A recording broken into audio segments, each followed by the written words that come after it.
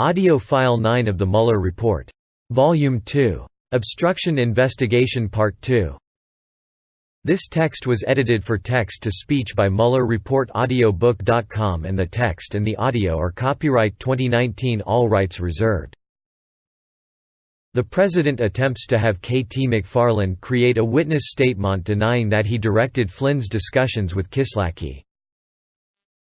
On February 22, 2017, Priebus and Bannon told McFarland that the President wanted her to resign as Deputy National Security Advisor, but they suggested to her that the administration could make her the ambassador to Singapore. The next day, the President asked Priebus to have McFarland draft an internal email that would confirm that the President did not direct Flynn to call the Russian ambassador about sanctions. Priebus said he told the President he would only direct McFarland to write such a letter if she were comfortable with it. Priebus called McFarland into his office to convey the President's request that she memorialize in writing that the President did not direct Flynn to talk to Kislak. McFarland told Priebus she did not know whether the President had directed Flynn to talk to Kislak about sanctions, and she declined to say yes or no to the request. Priebus understood that McFarland was not comfortable with the President's request, and he recommended that she talk to attorneys in the White House counsel's office. McFarland then reached out to Eisenberg. McFarland told him that she had been fired from her job as Deputy National Security Advisor and offered the ambassadorship in Singapore, but that the President and Priebus wanted a letter from her denying that the President directed Flynn to discuss sanctions with Kislak. Eisenberg advised McFarland not to write the requested letter. As documented by McFarland in a contemporaneous memorandum for the record that she wrote because she was concerned by the President's request, Eisenberg thought the requested email and letter would be a bad idea from my side because the email would be awkward. Why would T be emailing Priebus to make a statement for the record? But it would also be a bad idea for the President because it looked as if my ambassadorial appointment was in some way a quid pro quo. Later that evening, Priebus stopped by McFarland's office and told her not to write the email and to forget he even mentioned it. Around the same time, the President asked Priebus to reach out to Flynn and let him know that the President still cared about him. Priebus called Flynn and said that he was checking in and that Flynn was an American hero. Priebus thought the President did not want Flynn saying bad things about him. On March 31, 2017, following news that Flynn had offered to testify before the FBI and congressional investigators in exchange for immunity, the President tweeted, "Mike Flynn should ask for immunity and that this is a witch hunt excuse for big election loss, by media and Dems, of historic proportion." In late March or early April, the President asked McFarland to pass a message to Flynn telling him the President felt bad for him and that he should stay strong. Analysis. In analyzing the President's conduct related to the Flynn investigation, the following evidence is relevant to the elements of obstruction of justice.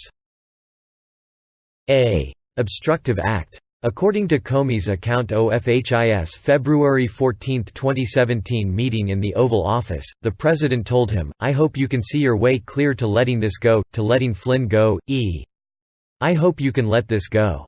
In analyzing whether these statements constitute an obstructive act, a threshold question is whether Comey's account of the interaction is accurate, and, if so, whether the President's statements had the tendency to impede the administration of justice by shutting down an inquiry that could result in a grand jury investigation and a criminal charge. After Comey's account of the President's request to let Flynn go became public, the President publicly disputed several aspects of the story. The President told The New York Times that he did not shoo other people out of the room when he talked to Comey and that he did not remember having a one-on-one conversation with Comey. The President also publicly denied that he had asked Comey to let Flynn go or otherwise communicated that Comey should drop the investigation of Flynn. In private, the President denied aspects of Comey's account to White House advisers, but acknowledged to Priebus that he brought Flynn up in the meeting with Comey and stated that Flynn was a good guy. Despite those denials, substantial evidence corroborates Comey's account. First, Comey wrote a detailed memorandum of his encounter with the President on the same day it occurred. Comey also told senior FBI officials about the meeting with the President that day, and their recollections of what Comey told them at the time are consistent with Comey's account. Second, Comey provided testimony about the president's request that he let Flynn go under oath in congressional proceedings and in interviews with federal investigators subject to penalties for lying under 18 U.S.C.L. Comey's recollections of the encounter have remained consistent over time. Third, the objective, corroborated circumstances of how the one-on-one meeting came to occur support Comey's description of the event. Comey recalled that the president cleared the room to speak with Comey alone after a Homeland Security briefing in the Oval Office, that Kushner and Sessions lingered and had to be shooed out by the president, and that Priebus briefly opened the door during the meeting, prompting the president to wave him away. While the president has publicly denied those details, other administration officials who were present have confirmed Comey's account of how he ended up in a one-on-one meeting with the president. And the president acknowledged to Priebus and McGahn that he in fact spoke to Comey about Flynn in their one-on-one meeting. Fourth, the president's decision to clear the room and, in particular, to exclude the Attorney General from the meeting signals that the president wanted to be alone with Comey, which is consistent with the delivery of a message of the type that Comey recalls, rather than a more innocuous conversation that could have occurred in the presence of the Attorney General. Finally, Comey's reaction to the president's statements is consistent with the president having asked him to let Flynn go. Comey met with the FBI leadership team, which agreed to keep the president's statements closely held and not to inform the team working on the Flynn investigation so that they would not be influenced by the president's request.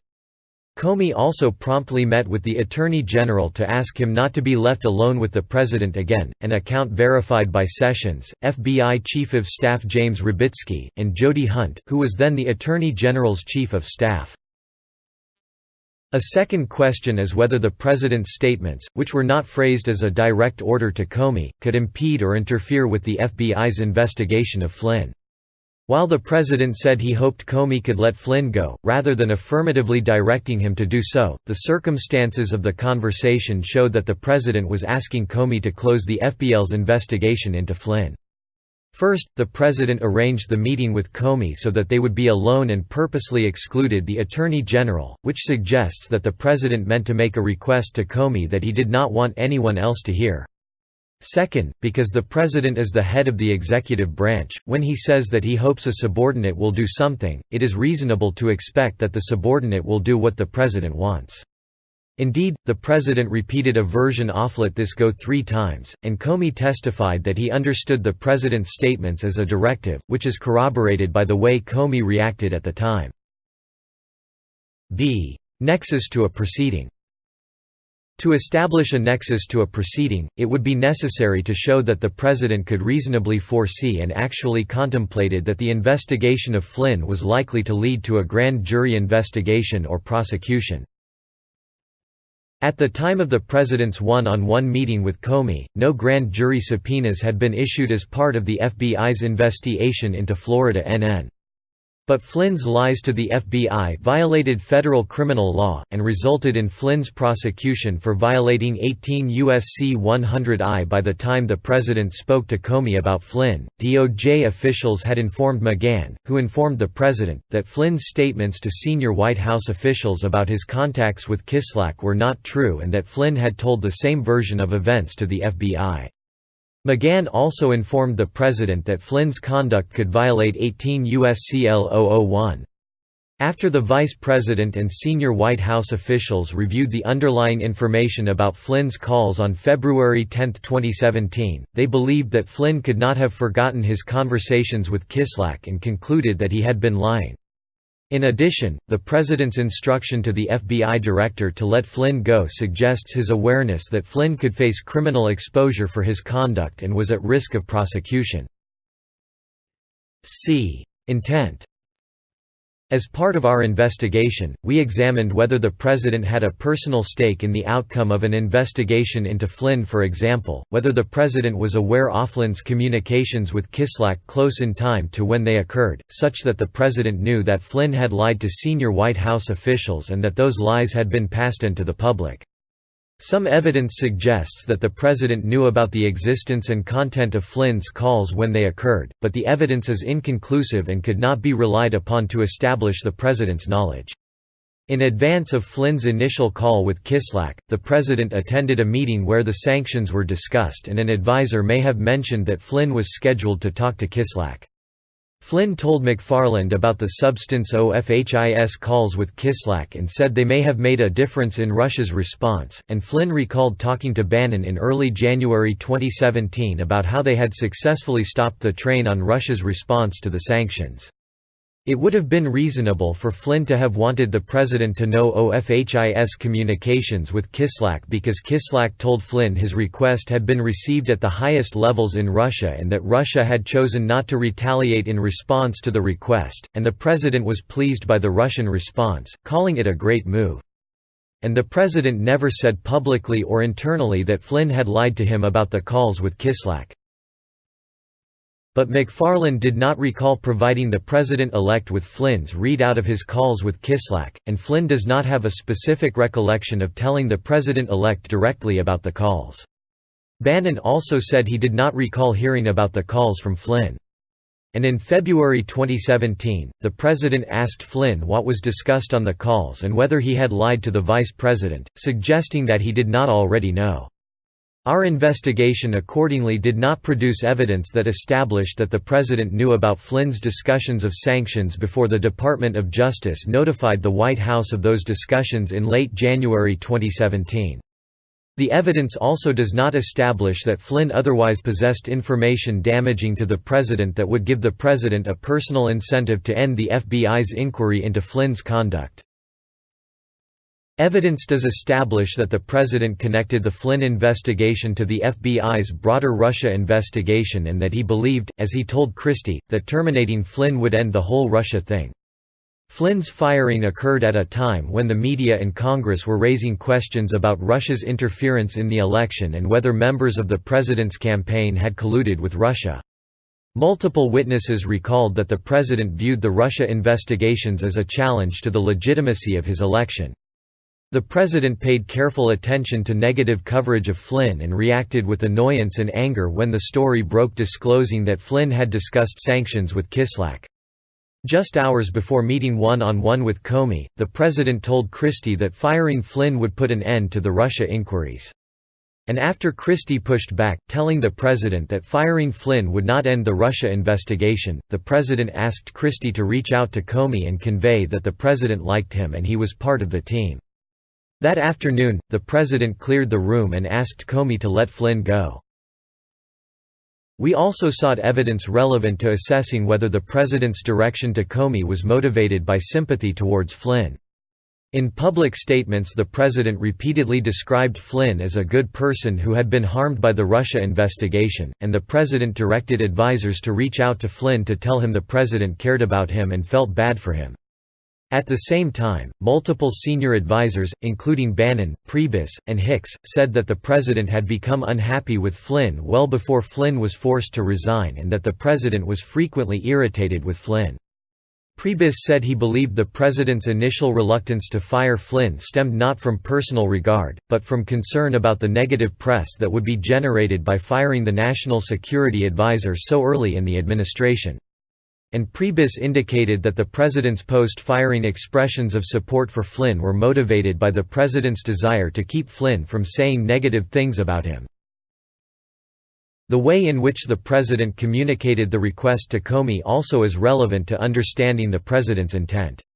When the president first learned about the FBI investigation into Flynn, he told McGahn, Bannon, and Priebus not to discuss the matter with anyone else in the White House. The next day, the president invited Comey for a one-on-one dinner against the advice of an aide who recommended that other White House officials also attend.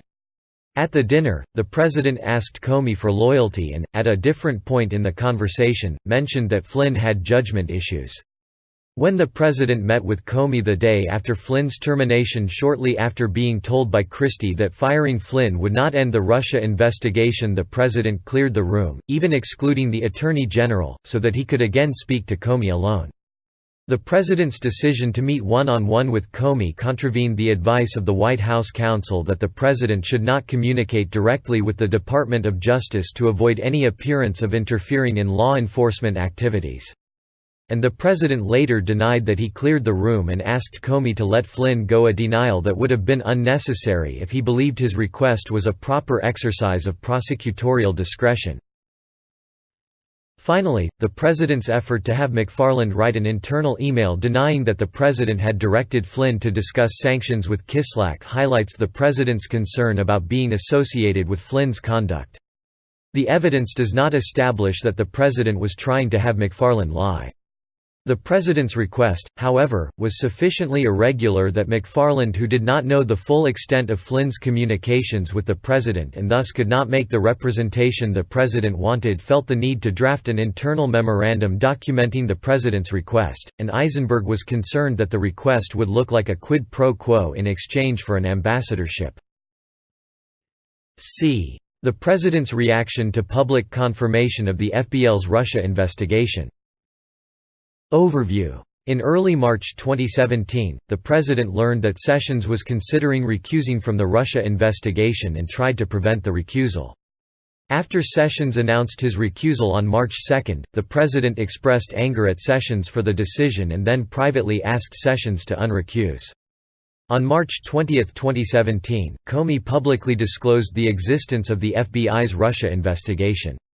In the days that followed, the president contacted Comey and other intelligence agency leaders and asked them to push back publicly on the suggestion that the president had any connection to the Russian election interference effort in order to lift the cloud of the ongoing investigation. Evidence 1. Attorney General Sessions recuses from the Russia investigation. Late February 2017, the Department of Justice began an internal analysis of whether Sessions should recuse from the Russia investigation based on his role in the 2016 Trump campaign. On March 2017, the press reported that, in his January confirmation hearing to become Attorney General, Senator Sessions had not disclosed 2 meetings he had with Russian Ambassador Kislak before the presidential election, leading to congressional calls for Sessions to recuse or for a special counsel to investigate Russia's interference in the presidential election. Also on March the president called Comey and said he wanted to check in and see how Comey was doing. According to an email Comey sent to his chief of staff after the call, the president talked about Sessions a bit, said that he had heard Comey was doing great, and said that he hoped Comey would come by to say hello when he was at the White House. Comey interpreted the call as an effort by the president to pull him in, but he did not perceive the call as an attempt by the president to find out what Comey was doing with the Flynn investigation. The next morning, the president called McGahn and urged him to contact Sessions to tell him not to recuse himself from the Russia investigation. McGahn understood the president to be concerned that a recusal would make Sessions look guilty for omitting details in his confirmation hearing, leave the president unprotected from an investigation that could hobble the presidency and derail his policy objectives, and detract from favorable press coverage of a presidential address to Congress the president had delivered earlier in the week. McGahn reached out to Sessions and reported that the president was not happy about the possibility of recusal. Sessions replied that he intended to follow the rules on recusal. McGahn reported back to the president about the call with Sessions, and the president reiterated that he did not want Sessions to recuse. Throughout the day, McGahn continued trying on behalf of the president to avert Sessions's recusal by speaking to Sessions's personal counsel, Sessions's chief of staff, and Senate Majority Leader Mitch McConnell, and by contacting Sessions himself 2 more times. Sessions recalled that other White House advisers also called him that day to argue against his recusal. That afternoon, Sessions announced his decision to recuse from any existing or future investigations of any matters related in any way to the campaigns for President of the United States. Sessions believed the decision to recuse was not a close call, given the applicable language in the Code of Federal Regulations (CFR), which Sessions considered to be clear and decisive. Sessions thought that any argument that the CFR did not apply to him was very thin. Sessions got the impression, based on calls he received from White House officials, that the president was very upset with him and did not think he had done his duty as Attorney General. Shortly after Sessions announced his recusal, the White House counsel's office directed that Sessions should not be contacted about the matter. Internal White House Counsel's Office notes from March 2, 2017, state no contact TW, Sessions and no comms, serious concerns about obstruction. On March 3, the day after Sessions's recusal, McGahn was called into the Oval Office. Other advisers were there, including Priebus and Bannon. The president opened the conversation by saying, "I don't have a lawyer." The president expressed anger at McGahn about the recusal and brought up Roy Cohn, stating that he wished Cohn was his attorney. McGahn interpreted this comment as directed at him, suggesting that Cohn would fight for the president whereas McGahn would not. The president wanted McGahn to talk to Sessions about the recusal, but McGahn told the president that DOJ ethics officials had weighed in on Sessions's decision to recuse. The president then brought up former Attorneys General Robert Kennedy and Eric Holder and said that they had protected their presidents. The president also pushed back on the DOJ contacts policy, and said words to the effect of, "You're telling me that Bobby and Jack didn't talk about investigations? Or Obama didn't tell Eric Holder who to investigate?" Bannon recalled that the president was as mad as Bannon had ever seen him and that he screamed at McGahn about how weak Sessions was. Bannon recalled telling the president that Sessions's recusal was not a surprise and that before the inauguration they had discussed that Sessions would have to recuse from campaign-related investigations because of his work on the Trump campaign. That weekend, Sessions and McGahn flew to Mar-a-Lago to meet with the president. Sessions recalled that the president pulled him aside to speak to him alone and suggested that Sessions should unrecuse from the Russia investigation. The president contrasted Sessions with Attorneys General Holder and Kennedy, who had developed a strategy to help their presidents where Sessions had not. Sessions said he had the impression that the president feared that the investigation could spin out of control and disrupt his ability to govern, which Sessions could have helped avert if he were still overseeing it.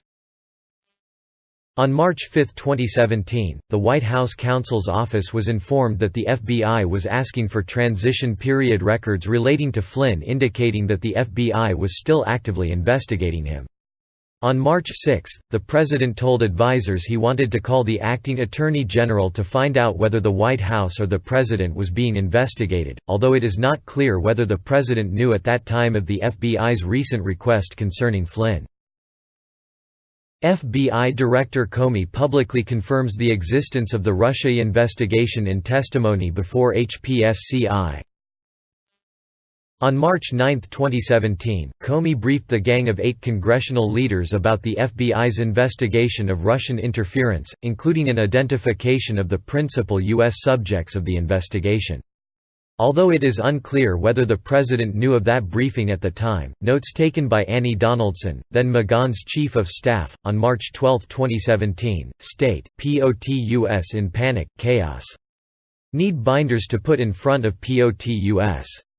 1. All things related to Russia. The week after Comey's briefing, the White House Counsel's Office was in contact with SSCI Chairman Senator Richard Burr about the Russia investigations and appears to have received information about the status of the FBI investigation. On March 20, 2017, Comey was scheduled to testify before HPSCI. In advance of Comey's testimony, congressional officials made clear that they wanted Comey to provide information about the ongoing FBI investigation. Dana Boente, who at that time was the acting attorney general for the Russia investigation, authorized Comey to confirm the existence of the Russia investigation and agreed that Comey should decline to comment on whether any particular individuals, including the president, were being investigated.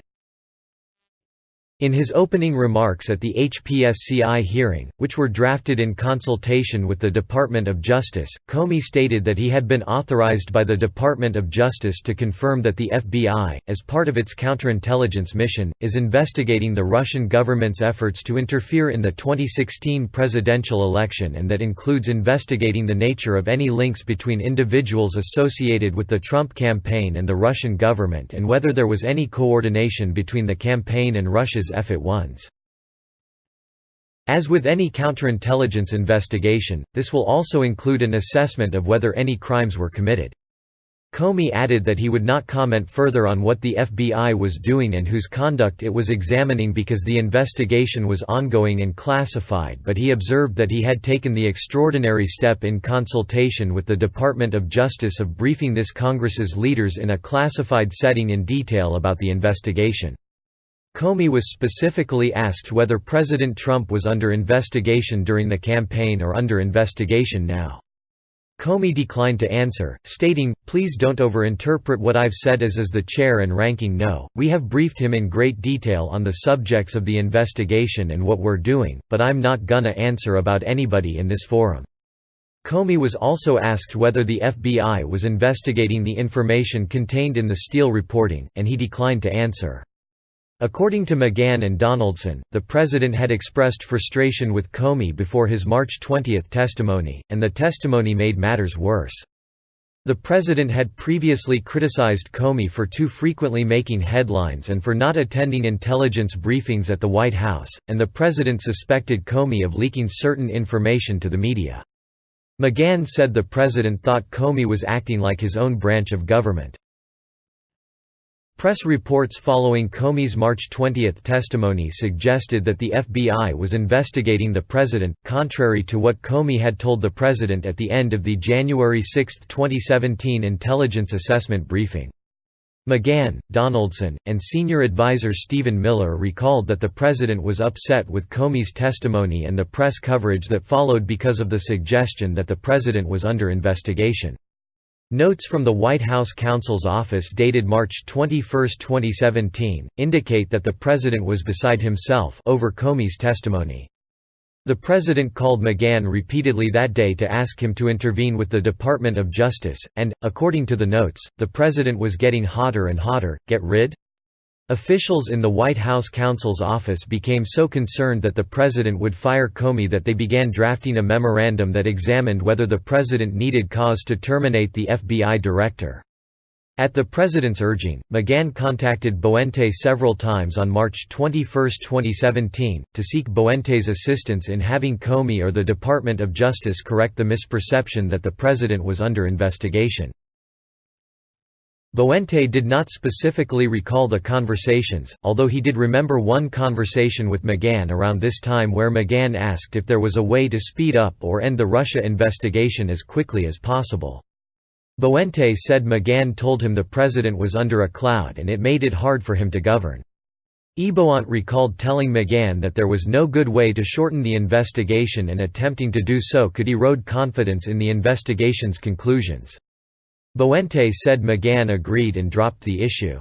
The president also sought to speak with Boente directly, but McGahn told the president that Boente did not want to talk to the president about the request to intervene with Comey. McGahn recalled Boente telling him in calls that day that he did not think it was sustainable for Comey to stay on as FBI director for the next 4 years, which McGahn said he conveyed to the president. Boente did not recall discussing with McGahn or anyone else the idea that Comey should not continue as FBI director. 3. The president asks intelligence community leaders to make public statements that he had no connection to Russia.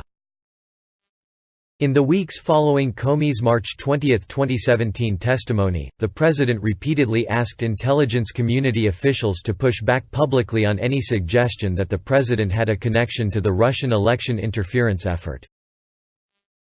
On March 22, 2017, the president asked Director of National Intelligence Daniel Coats and CIA Director Michael Pompeo to stay behind in the Oval Office after a presidential daily briefing.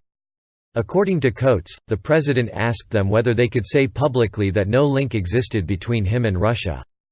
Coats responded that the Office of the Director of National Intelligence (ODNJ) has nothing to do with investigations and it was not his role to make a public statement on the Russia investigation.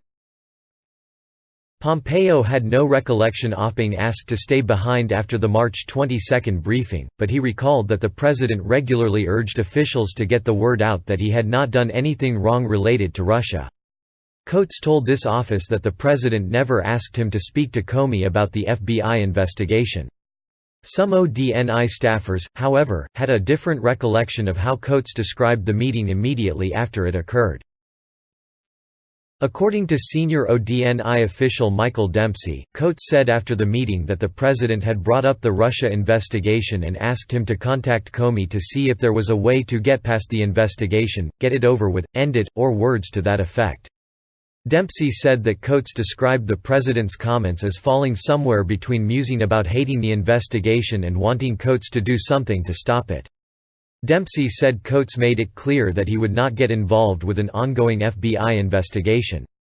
Edward Gistero, another ODNI official, recalled that right after Coates's meeting with the president, on the walk from the Oval Office back to the Eisenhower Executive Office building, Coates said that the president had kept him behind to ask him what he could do to help with the investigation. Another ODNI staffer who had been waiting for Coates outside the Oval Office talked to Gistero a few minutes later and recalled Gistero reporting that Coates was upset because the president had asked him to contact Comey to convince him there was nothing to the Russia investigation. On Saturday, March 25, 2017, 3 days after the meeting in the Oval Office, the president called Coates and again complained about the Russia investigations, saying words to the effect of, "I can't do anything with Russia, there's things I'd like to do with Russia, with trade, with ISIS, they're all over me with this." Coates told the president that the investigations were going to go on and the best thing to do was to let them run their course. Coates later testified in a congressional hearing that he had never felt pressure to intervene or interfere in any way and with shaping intelligence in a political way, or in relationship to an ongoing investigation. On March 26, 2017, the day after the president called Coates, the president called NSA Director Admiral Michael Rogers. The president expressed frustration with the Russia investigation, saying that it made relations with the Russians difficult. The president told Rogers the thing with the Russians was messing up his ability to get things done with Russia. The president also said that the news stories linking him with Russia were not true and asked Rogers if he could do anything to refute the stories. Deputy Director of the NSA Richard Leggett, who was present for the call, said it was the most unusual thing he had experienced in 40 years of government service. After the call concluded, Leggett prepared a memorandum that he and Rogers both signed documenting the content of the conversation and the president's request, and they placed the memorandum in a safe. But Rogers did not perceive the president's request to be an order, and the president did not ask Rogers to push back on the Russia investigation itself. Rogers later testified in a congressional hearing that as NSA director he had never been directed to do anything he believed to be illegal, immoral, unethical or inappropriate and did not recall ever feeling pressured to do so. In addition to the specific comments made to Coates, Pompeo, and Rogers, the president spoke on other occasions in the presence of intelligence community officials about the Russia investigation and stated that it interfered with his ability to conduct foreign relations. On at least 2 occasions, the president began presidential daily briefings by stating that there was no collusion with Russia and he hoped a press statement to that effect could be issued. Pompeo recalled that the president vented about the investigation on multiple occasions, complaining that there was no evidence against him and that nobody would publicly defend him. Rogers recalled a private conversation with the president in which he vented about the investigation, said he had done nothing wrong, and said something like the Russia thing has got to go away. Coates recalled the president bringing up the Russia investigation several times, and Coates said he finally told the president that Coates's job was to provide intelligence and not get involved in investigations. This text was edited for text-to-speech by Mueller Report audiobook.com and the text and the audio are copyright 2019 all rights reserved. 4. The president asks Comey to lift the cloud created by the Russia investigation. On the morning of March 30, 2017, the president reached out to Comey directly about the Russia investigation. According to Comey's contemporaneous record of the conversation, the president said he was trying to run the country and the cloud of this Russia business was making that difficult. The president asked Comey what could be done to lift the cloud. Comey explained that we were running it down as quickly as possible and that there would be great benefit, if we didn't find anything, to our good housekeeping seal-off approval, but we had to do our work. Comey also told the president that congressional leaders were aware that the FBI was not investigating the president personally. The president said several times, "We need to get that fact out." The president commented that if there was some satellite, which Comey took to mean an associate of the president's or the campaign, that did something, it would be good to find that out, but that he himself had not done anything wrong and he hoped Comey would find a way to get out that we weren't investigating Hearn. After the call ended, Comey called Boente and told him about the conversation, asked for guidance on how to respond, and said he was uncomfortable with direct contact from the president about the investigation. On the morning of April 11, 2017, the president called Comey again. According to Comey's contemporaneous record of the conversation, the president said he was following up to see if Comey did what the president had asked last time, getting out that he personally is not under investigation.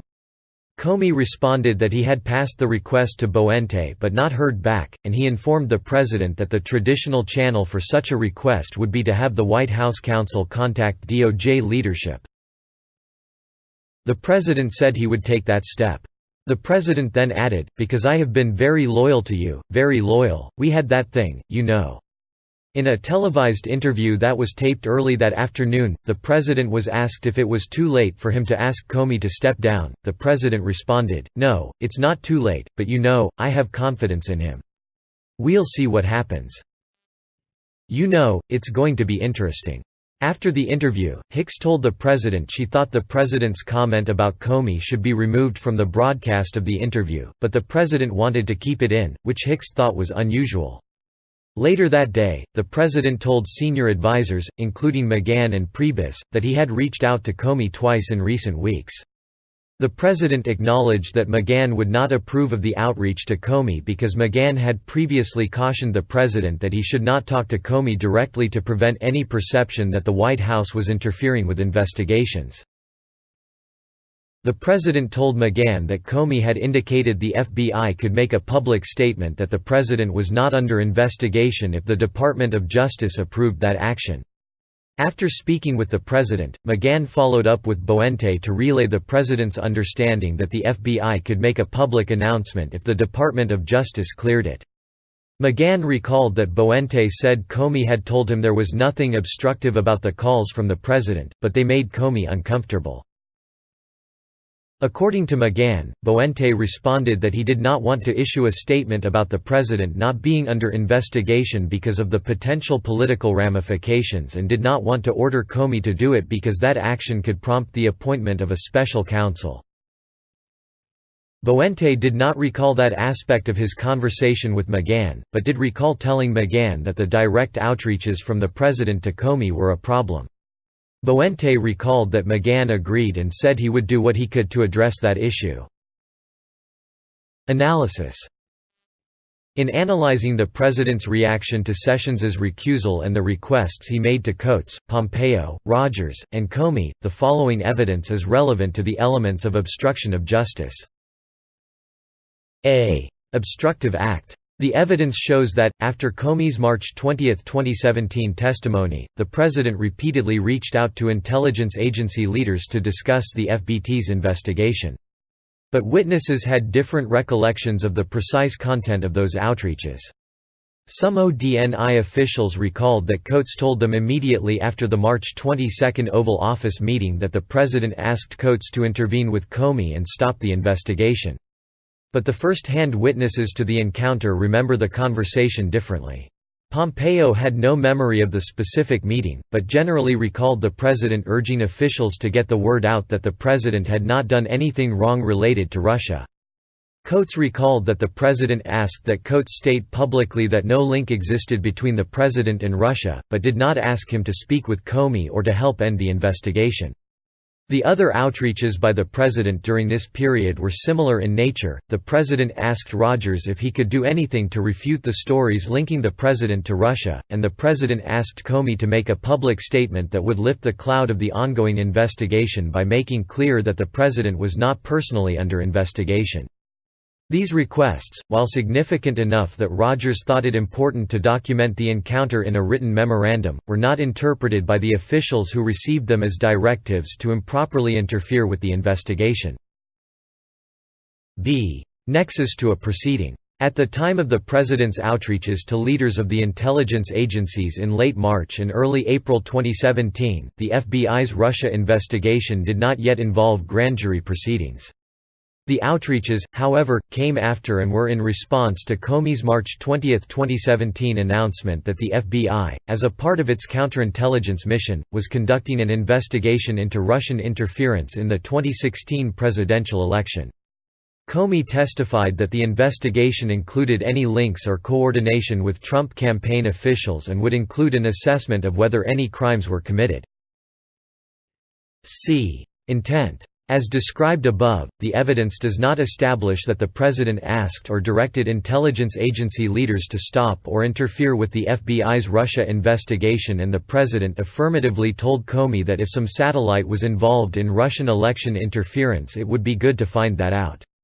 But the president's intent in trying to prevent Sessions's recusal, and in reaching out to Coates, Pompeo, Rogers, and Comey following Cornyn's public announcement of the FBT's Russia investigation, is nevertheless relevant to understanding what motivated the president's other actions towards the investigation. The evidence shows that the president was focused on the Russia investigation's implications for his presidency and, specifically, on dispelling any suggestion that he was under investigation or had links to Russia. In early March, the president attempted to prevent Sessions's recusal, even after being told that Sessions was following DOJ conflict of interest rules. After Sessions recused, the White House counsel's office tried to cut off further contact with Sessions about the matter, although it is not clear whether that direction was conveyed to the president. The president continued to raise the issue of Sessions's recusal and, when he had the opportunity, he pulled Sessions aside and urged him to unrecuse. The president also told advisers that he wanted an attorney general who would protect him, the way he perceived Robert Kennedy and Eric Holder to have protected their presidents. The president made statements about being able to direct the course of criminal investigations, saying words to the effect of, "You're telling me that Bobby and Jack didn't talk about investigations? Or Obama didn't tell Eric Holder who to investigate?" After Comey publicly confirmed the existence of the FBT's Russia investigation on March 20, 2017, the president was beside himself and expressed anger that Comey did not issue a statement correcting any misperception that the president himself was under investigation. The president sought to speak with Acting Attorney General Boente directly and told McGahn to contact Boente to request that Comey make a clarifying statement.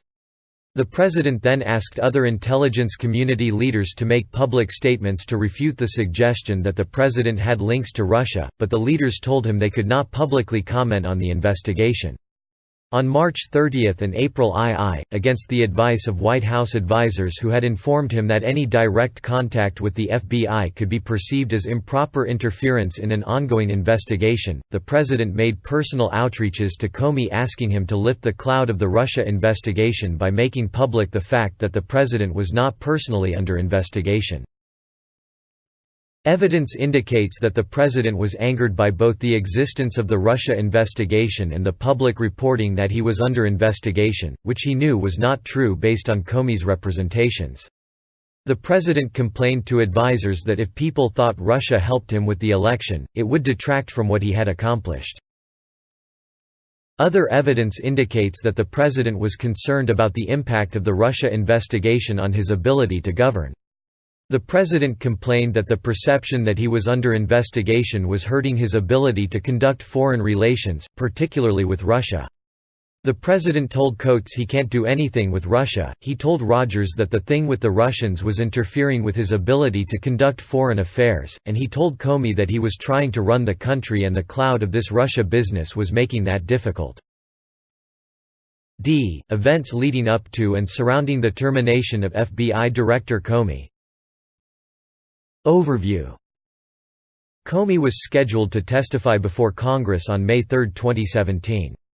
Leading up to that testimony, the president continued to tell advisers that he wanted Comey to make public that the president was not under investigation.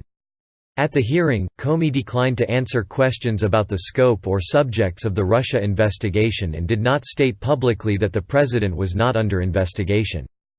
2 days later, on May 5, 2017, the president told close aides he was going to fire Comey, and on May 9, he did so, using his official termination letter to make public that Comey had on 3 occasions informed the president that he was not under investigation. The president decided to fire Comey before receiving advice or a recommendation from the Department of Justice, but he approved an initial public account of the termination that attributed it to a recommendation from the Department of Justice based on Comey's handling of the Clinton email investigation. After Deputy Attorney General Rod Rosenstein resisted attributing the firing to his recommendation, the president acknowledged that he intended to fire Comey regardless of the DOJ recommendation and was thinking of the Russia investigation when he made the decision. The president also told the Russian foreign minister, "I just fired the head of the FBI. He was crazy, a real nut job. I faced great pressure because of Russia. That's taken off. I'm not under investigation." Evidence. Comey testifies before the Senate Judiciary Committee and declines to answer questions about whether the president is under investigation. On May 3, 2017, Comey was scheduled to testify at an FBI oversight hearing before the Senate Judiciary Committee. McGahn recalled that in the week leading up to the hearing, the president said that it would be the last straw if Comey did not take the opportunity to set the record straight by publicly announcing that the president was not under investigation. The president had previously told McGahn that the perception that the president was under investigation was hurting his ability to carry out his presidential duties and deal with foreign leaders. At the hearing, Comey declined to answer questions about the status of the Russia investigation, stating the Department of Justice had authorized him to confirm that the Russia investigation exists, but that he was not going to say another word about it until the investigation was completed. Comey also declined to answer questions about whether investigators had ruled out anyone in the Trump campaign as potentially a target of the criminal investigation, including whether the FBI had ruled out the President of the United States. Comey was also asked at the hearing about his decision to announce 11 days before the presidential election that the FBI was reopening the Clinton email investigation. Comey stated that it made him mildly nauseous to think that we might have had some impact on the election, but added that even in hindsight he would make the same decision. He later repeated that he had no regrets about how he had handled the email investigation and believed he had done the right thing at each turn. In the afternoon following Comey's testimony, the president met with McGahn, Sessions, and Sessions' chief of staff Jody Hunt. At that meeting, the president asked McGahn how Comey had done in his testimony, and McGahn relayed that Comey had declined to answer questions about whether the president was under investigation. The president became very upset and directed his anger at Sessions. According to notes written by Hunt, the president said, "This is terrible, Jeff. It's all because you recused. Ag is supposed to be most important appointment. Kennedy appointed his brother. Obama appointed Holder. I appointed you and you recused yourself. You left me on an island. I can't do anything." The president said that the recusal was unfair and that it was interfering with his ability to govern and undermining his authority with foreign leaders. Sessions responded that he had had no choice but to recuse, and it was a mandatory rather than discretionary decision. Hunt recalled that Sessions also stated at some point during the conversation that a new start at the FBI would be appropriate and the president should consider replacing Comey as FBI director. According to Sessions, when the meeting concluded, it was clear that the president was unhappy with Comey, but Sessions did not think the president had made the decision to terminate Comey. Bannon recalled that the president brought Comey up with him at least 8 times on May 3 and May 4, 2017. According to Bannon, the president said the same thing each time, "He told me 3 times I'm not under investigation. He's a showboater. He's a grandstander. I don't know any Russians. There was no collusion." Bannon told the president that he could not fire Comey because that ship had sailed.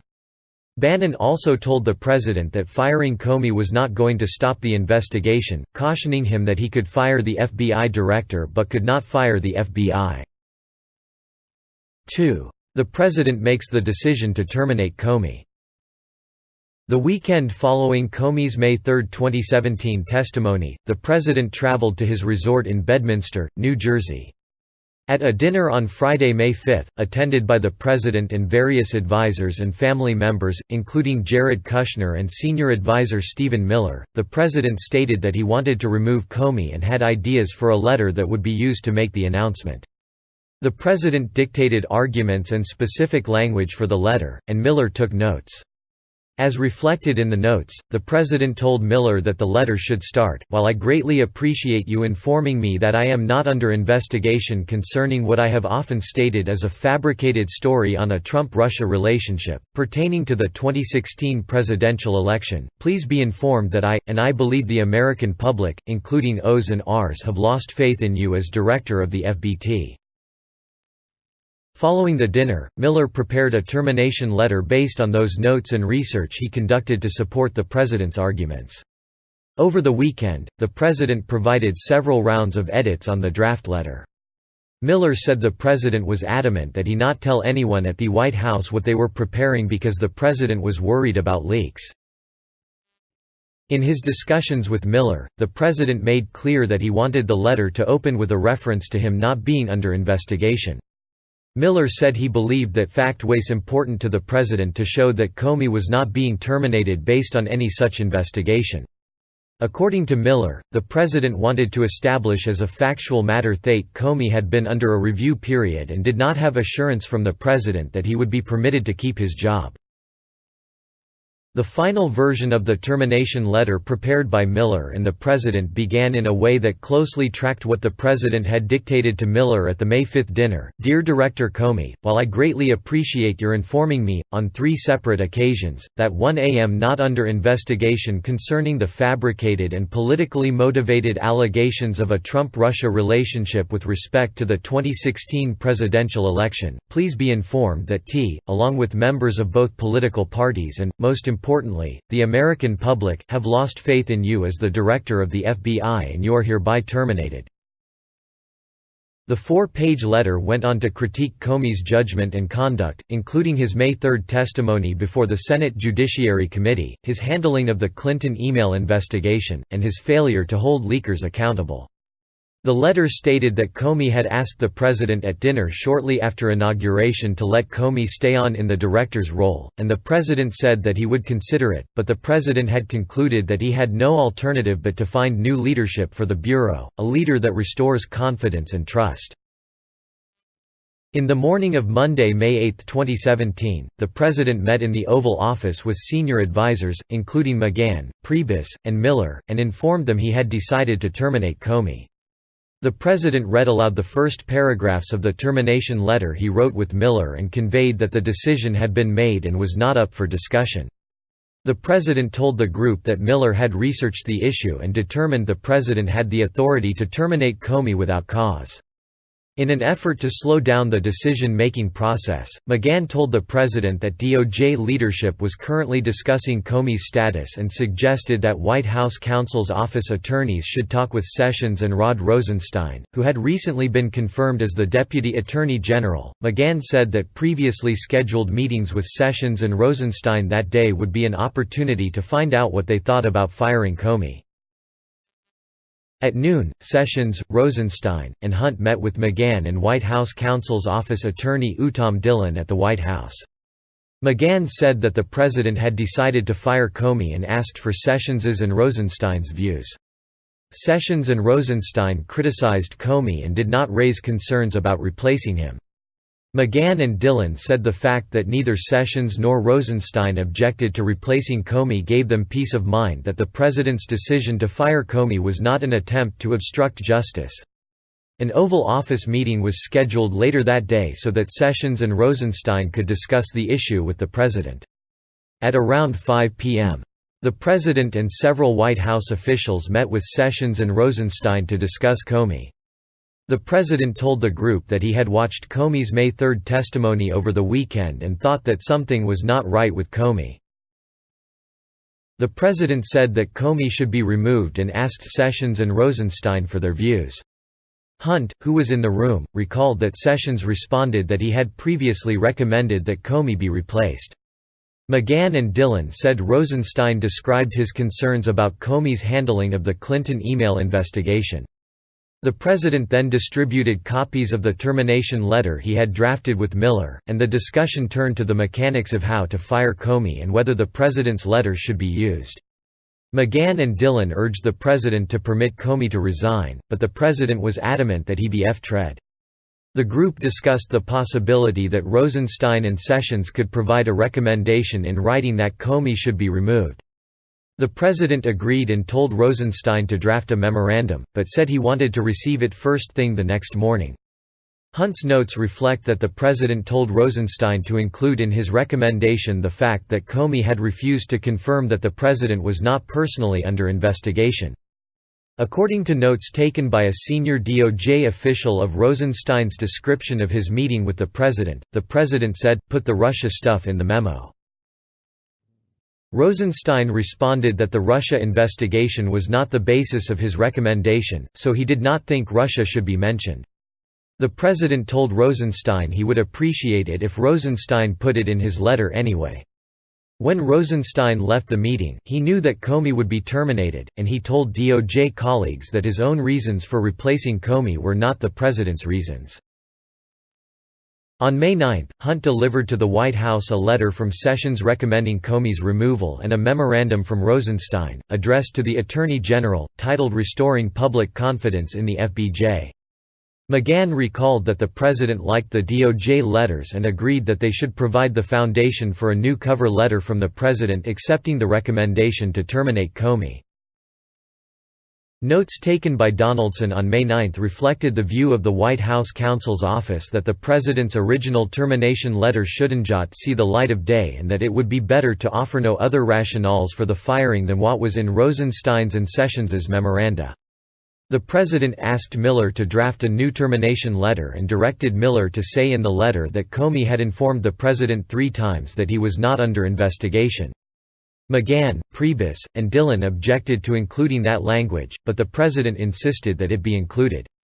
McGahn, Priebus, and others perceived that language to be the most important part of the letter to the president. Dillon made a final pitch to the president that Comey should be permitted to resign, but the president refused. Around the time the president's letter was finalized, Priebus summoned Spicer and the press team to the Oval Office, where they were told that Comey had been terminated for the reasons stated in the letters by Rosenstein and Sessions. To announce Comey's termination, the White House released a statement, which Priebus thought had been dictated by the president. In full, the statement read, "Today, President Donald J. Trump informed FBI Director James Comey that he has been terminated and removed from office." President Trump acted based on the clear recommendations of both Deputy Attorney General Rod Rosenstein and Attorney General Jeff Sessions. That evening, FBI Deputy Director Andrew McCabe was summoned to meet with the president at the White House. The president told McCabe that he had fired Comey because of the decisions Comey had made in the Clinton email investigation and for many other reasons. The president asked McCabe if he was aware that Comey had told the president 3 times that he was not under investigation. The president also asked McCabe whether many people in the FBI disliked Comey and whether McCabe was part of the resistance that had disagreed with Comey's decisions in the Clinton investigation.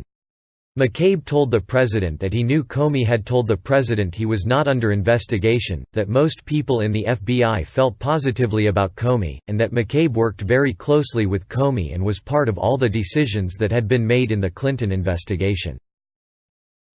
Later that evening, the president told his communications team he was unhappy with the press coverage of Comey's termination and ordered them to go out and defend him. The president also called Chris Christie and, according to Christie, said he was getting killed in the press over Comey's termination. The president asked what he should do. Christie asked, "Did you fire Comey because of what Rod wrote in the memo?" And the president responded, "Yes." Christie said that the president should get Rod out there and have him defend the decision. The president told Christie that this was a good idea and said he was going to call Rosenstein right away. That night, the White House press office called the Department of Justice and said the White House wanted to put out a statement saying that it was Rosenstein's idea to fire Comey. Rosenstein told other DOJ officials that he would not participate in putting out a false story. The president then called Rosenstein directly and said he was watching Fox News, that the coverage had been great, and that he wanted Rosenstein to do a press conference. Rosenstein responded that this was not a good idea because if the press asked him, he would tell the truth that Comey's firing was not his idea. Sessions also informed the White House counsel's office that evening that Rosenstein was upset that his memorandum was being portrayed as the reason for Comey's termination. In an unplanned press conference late in the evening of May 9, 2017, Spicer told reporters, it was all Rosenstein. No one from the White House. It was a DOJ decision. That evening and the next morning, White House officials and spokespeople continued to maintain that the president's decision to terminate Comey was driven by the recommendations the president received from Rosenstein and Sessions. In the morning on May 10, 2017, President Trump met with Russian Foreign Minister Sergei Lavrov and Russian Ambassador Sergei Kislyak in the Oval Office. The media subsequently reported that during the May 10 meeting the president brought up his decision the prior day to terminate Comey, telling Lavrov and Kislyak, "T just fired the head of the FBI. He was crazy, a real nut job. I faced great pressure because of Russia. That's taken off. I'm not under investigation." The president never denied making those statements, and the White House did not dispute the account, instead issuing a statement that said, by grandstanding and politicizing the investigation into Russia's actions, James Comey created unnecessary pressure on our ability to engage and negotiate with Russia. The investigation would have always continued, and obviously, the termination of Comey would not have ended it. Once again, the real story is that our national security has been undermined by the leaking of private and highly classified information. Hicks said that when she told the president about the reports on his meeting with Lavrov, he did not look concerned and said of Comey, "He is crazy." When McGahn asked the president about his comments to Lavrov, the president said it was good that Comey was fired because that took the pressure off by making it clear that he was not under investigation so he could get more work done. That same morning, on May 10, 2017, the president called McCabe. According to a memorandum McCabe wrote following the call, the president asked McCabe to come over to the White House to discuss whether the president should visit FBI headquarters and make a speech to employees. The president said he had received hundreds of messages from FBI employees indicating their support for terminating Comey. The president also told McCabe that Comey should not have been permitted to travel back to Washington, D.C. on the FBI's airplane after he had been terminated and that he did not want Comey in the building again, even to collect his belongings. When McCabe met with the president that afternoon, the president, without prompting, told McCabe that people in the FBI loved the president, estimated that at least 80% of the FBI had voted for him, and asked McCabe who he had voted for in the 2016 presidential election. In the afternoon of May 10, 2017, Deputy Press Secretary Sarah Sanders spoke to the president about his decision to fire Comey and then spoke to reporters in a televised press conference. Sanders told reporters that the president, the Department of Justice, and bipartisan members of Congress had lost confidence in Comey, and most importantly, the rank and file of the FBI had lost confidence in their director. Accordingly, the president accepted the recommendation of his Deputy Attorney General to remove James Comey from his position. In response to questions from reporters, Sanders said that Rosenstein decided on his own to review Comey's performance and that Rosenstein decided on his own to come to the president on Monday, May 8 to express his concerns about Comey. When a reporter indicated that the vast majority of FBI agents supported Comey, Sanders said, "Look, we've heard from countless members of the FBI that say very different things." Following the press conference, Sanders spoke to the president, who told her she did a good job and did not point out any inaccuracies in her comments. Sanders told this office that her reference to hearing from countless members of the FBI was a slip of the tongue. She also recalled that her statement in a separate press interview that rank-and-file FBI agents had lost confidence in Comey was a comment she made in the heat of the moment that was not founded on anything. Also on May 0, 2017, Sessions and Rosenstein each spoke to McGahn and expressed concern that the White House was creating a narrative that Rosenstein had initiated the decision to fire Comey. The White House counsel's office agreed that it was factually wrong to say that the Department of Justice had initiated Comey's termination, and McGahn asked attorneys in the White House counsel's office to work with the press office to correct the narrative. The next day, on May 11, 2017, the president participated in an interview with Lester Holt. The president told White House counsel's office attorneys in advance of the interview that the communications team could not get the story right, so he was going on Lester Holt to say what really happened. During the interview, the president stated that he had made the decision to fire Comey before the president met with Rosenstein and Sessions. The president told Holt, "I was going to fire regardless of recommendation. Rosenstein made a recommendation. But regardless of recommendation, I was going to fire Comey knowing there was no good time to do it." The president continued, "And in fact, when I decided to just do it, I said to myself, this Russia thing with Trump and Russia is a made-up story.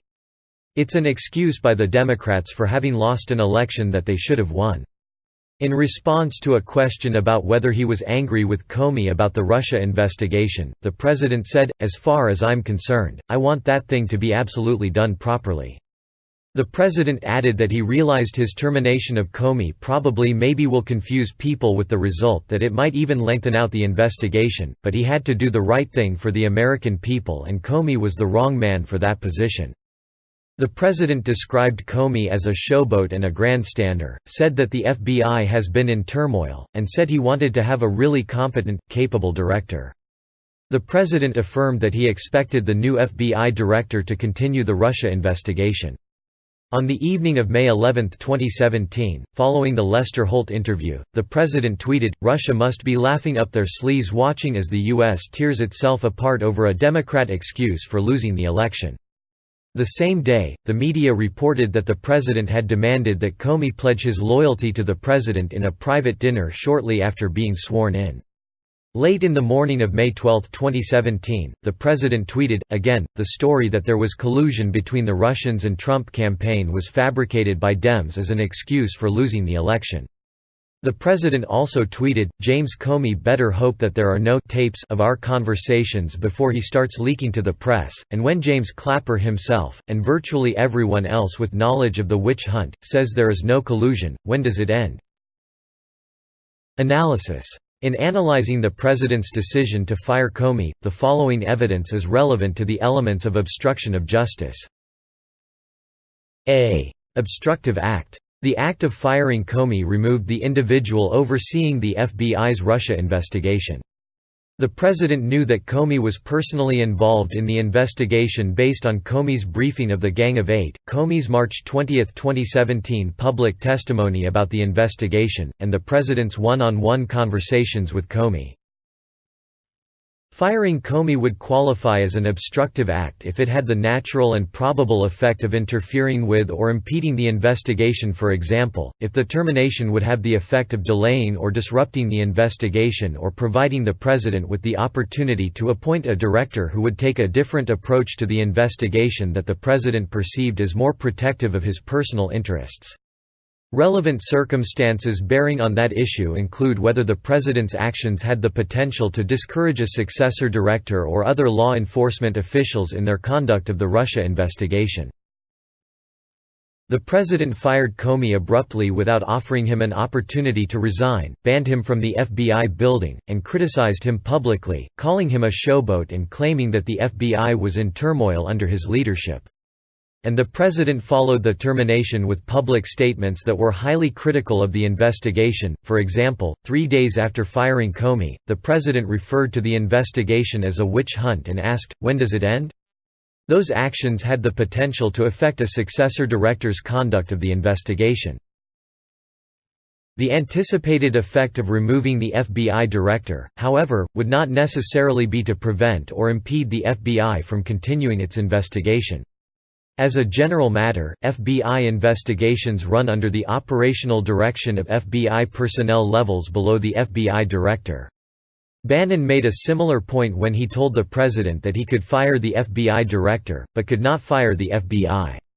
The White House issued a press statement the day after Comey was fired that said, "The investigation would have always continued, and obviously, the termination of Comey would not have ended it."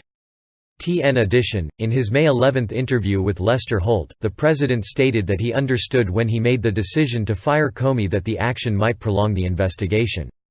And the president chose McCabe to serve as interim director, even though McCabe told the president he had worked very closely with Comey and was part of all the decisions made in the Clinton investigation. B. Nexus to a proceeding. The nexus element would be satisfied by evidence showing that a grand jury proceeding or criminal prosecution arising from an FBI investigation was objectively foreseeable and actually contemplated by the president when he terminated Comey. Several facts would be relevant to such a showing. At the time the president fired Comey, a grand jury had not begun to hear evidence related to the Russia investigation and no grand jury subpoenas had been issued. On March 20, 2017, however, Comey had announced that the FBI was investigating Russia's interference in the election, including an assessment of whether any crimes were committed. It was widely known that the FBI, as part of the Russia investigation, was investigating the hacking of the DNC's computers, a clear criminal offense. In addition, at the time the president fired Comey, evidence indicates the president knew that Flynn was still under criminal investigation and could potentially be prosecuted, despite the president's February 14, 2017 request that Comey let Flynn go. On March 5, 2017, the White House counsel's office was informed that the FBI was asking for transition period records relating to Flynn, indicating that the FBI was still actively investigating him. The same day, the president told advisers he wanted to call Dana Boente, then the acting attorney general for the Russia investigation, to find out whether the White House or the president was being investigated. On March 31, 2017, the president signaled his awareness that Flynn remained in legal jeopardy by tweeting that Mike Flynn should ask for immunity before he agreed to provide testimony to the FBI or Congress. And in late March or early April, the president asked McFarland to pass a message to Flynn telling him that the president felt bad for him and that he should stay strong, further demonstrating the president's awareness of Flynn's criminal exposure. C. Intent. Substantial evidence indicates that the catalyst for the president's decision to fire Comey was Comey's unwillingness to publicly state that the president was not personally under investigation, despite the president's repeated requests that Comey make such an announcement.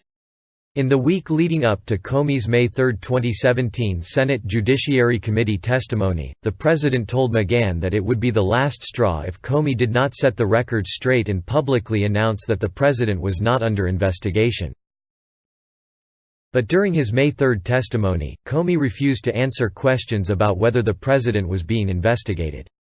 Comey's refusal angered the president, who criticized Sessions for leaving him isolated and exposed, saying, "You left me on an island."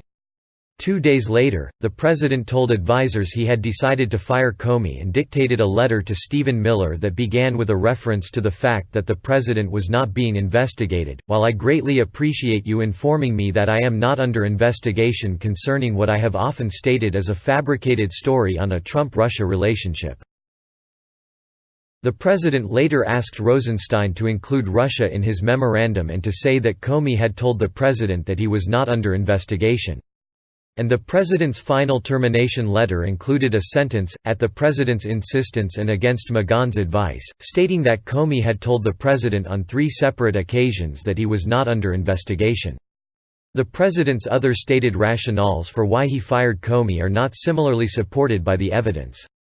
The termination letter the president and Stephen Miller prepared in Bedminster cited Comey's handling of the Clinton email investigation, and the president told McCabe he fired Comey for that reason.